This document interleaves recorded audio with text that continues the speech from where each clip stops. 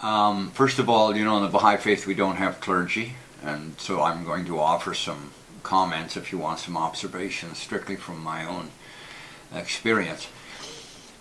If you look at what's happening in Wall Street, we need to realize it's not the first time we've had some problems we've had WorldCom, Enron. These were major collapses of large companies where people lost their pensions, they lost their investments, etc.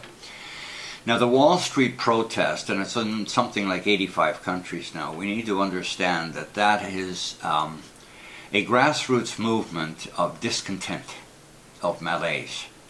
You're going to see a lot of talking heads. Some of them dismiss them as a bunch of wackos or Trotskyites or anarchists or whatever. In any protest movement, we saw it at the G20 in Seattle and Toronto, etc., you're going to have the usual suspects, okay? You're going to have a coalition, if you want, of people from very different backgrounds and with very different agendas. One of the criticisms that people will make is that they don't seem to have a clear message. There's no specific focus, if you want. While that is true to some extent, there are people from the protest and other parts of the world. For example, a man by the name of Matthew Blond from London, England, has made very articulate comments on what the nature of the protest is and the nature of the problem in the economic system. Let's first talk about what the system, the economic system that we have is. It's called the free market system.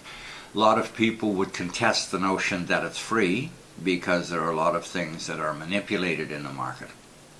What the people are gathering around is a couple of statistics. Let's deal with that. First of all, they're called the 99 percenters, and that comes from the statistics that 1% of the population controls 43% of the wealth. 10% controls over 80.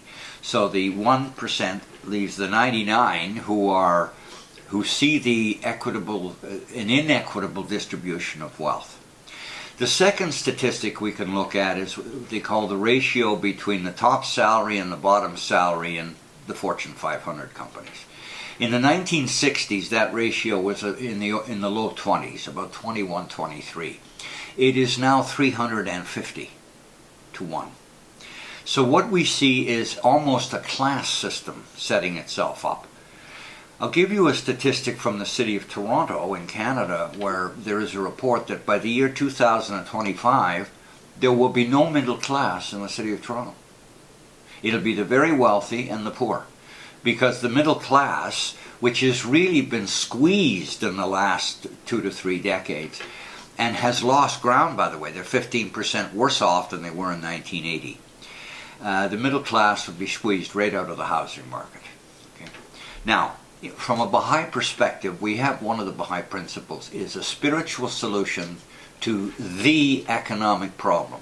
Now, if we look at the wording carefully, it suggests, number one, the word "the" is definite, and the word "problem" means there's a problem.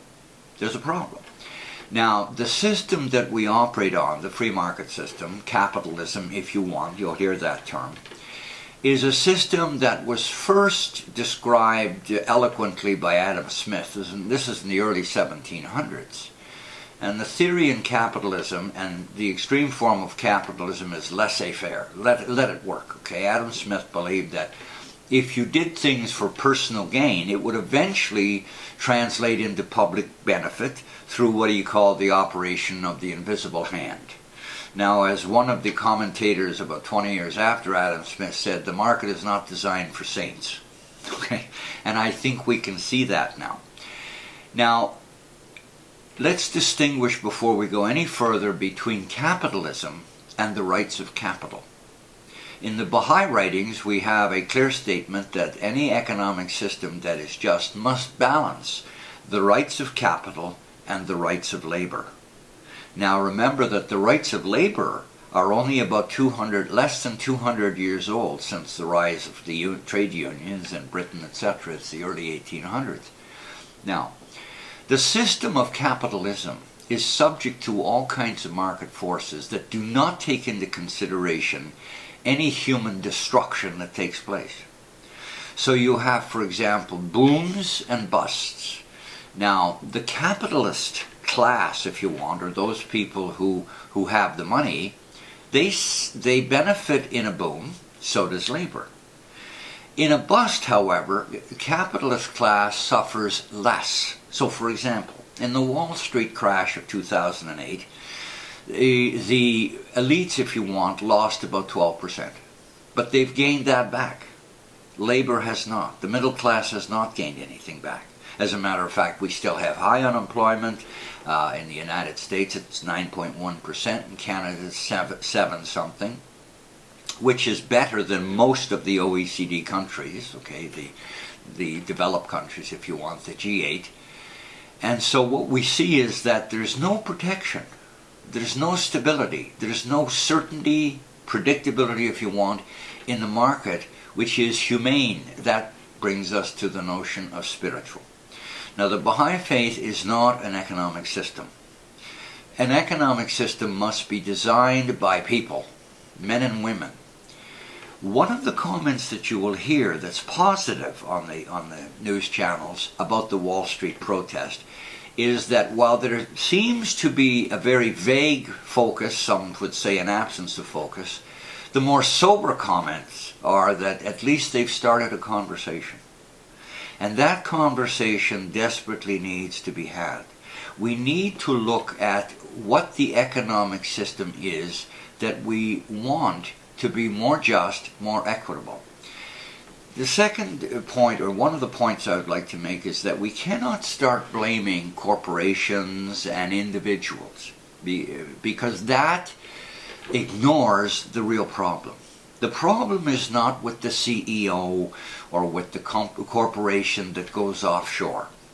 They are responsible, they're accountable, if you want, to the shareholders. So they're going to maximize profits, which is what they're hired for, by doing whatever is legal. And these things are all legal right now. Now, one of the things that we've noticed in the last while is that they have in the United States a jobs czar. Okay? And his responsibility, he's been brought into the executive branch to try to find ways of promoting jobs. Now, this is the same man who was a CEO of a very large American corporation that just outsourced its complete X-ray division to China. Now, is that a criticism? It's a fact. It's a fact. What he was doing is going to a lower labor market, a lower cost market, okay? Now, it may sound like a supreme joke to some people that this is the same man who's brought on as a job czar, okay?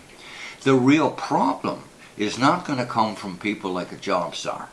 It's not going to come from a tinkering here and a shoring something up there. It's only going to come when societies and governments around the world have a serious discussion as to how to change the economic system into one that, as we said earlier, is more equitable. As it is now, just to give you an example, corporations can run around the world getting various different political jurisdictions to compete with each other.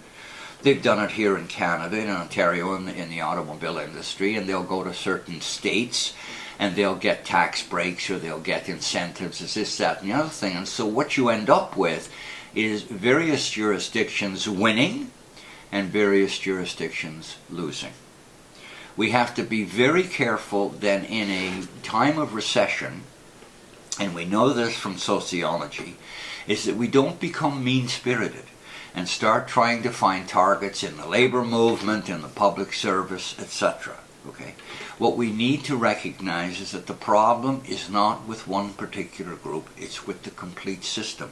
So from a Baha'i perspective, we need an economic system that has at its core certain values, virtues, principles of justice.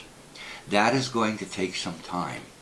But what we see in Wall Street is not going to end. It's just beginning.